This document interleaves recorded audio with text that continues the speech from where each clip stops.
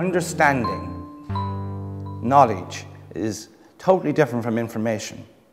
Knowledge and being are the same thing.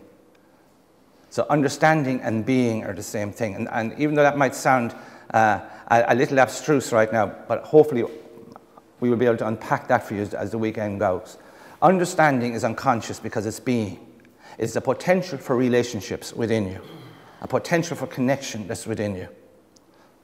So you are, what you are is your potential for relationships, which is your knowledge.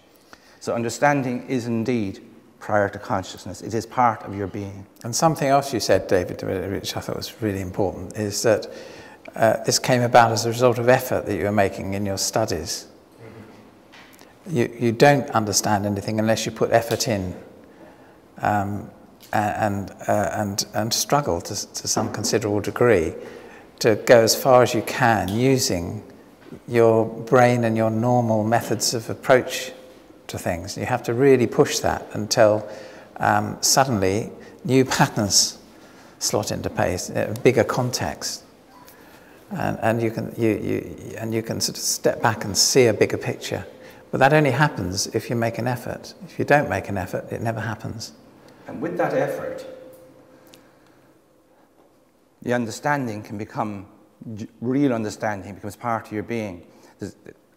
We're all the time going on about and talking about the fact that ideas have to be digested. And by that, which is a metaphor, digested, by that we mean that if an idea is truly understood, your being changes in response to it. You become potentially capable of relating to the world in a more enriched way as a result of that knowledge. You don't have to think it through in words. What's written in words or said in words are just symbols. It's not understanding. But when one uses the vehicle of words and when the understanding is really digested, your consciousness has expanded. Your being has become richer. You are capable of connecting to the world in a more enriched way than you were previously. That's when it's unconscious at that point because it's being. And it's to go from that transition where we can just verbally recite formulas to actually really, truly understanding something. And then it's instinctive, it's intuitive, it just happens. It's like riding a bicycle. You can have somebody explain to you how to ride a bicycle. You can have somebody, you could be able to reiterate that explanation. But that's entirely different from being able to ride a bicycle. Once you're able to ride a bicycle, that skill is part of your being. It's part of who you are. It's a potential for relating to the environment, a real connection to the environment. It's move beyond symbols.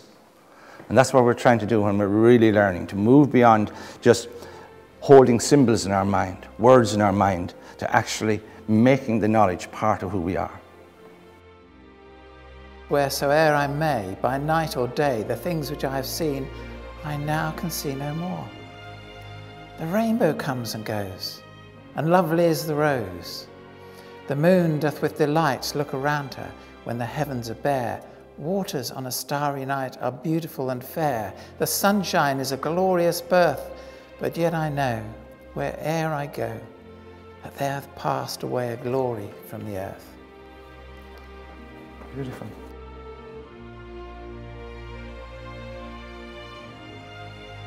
When I read that poem in my teens, I knew he had felt what I had felt about being young and experiencing the world afresh and feeling connected to everything in nature, really deeply connected. And then somehow all sorts of things happened that get in the way.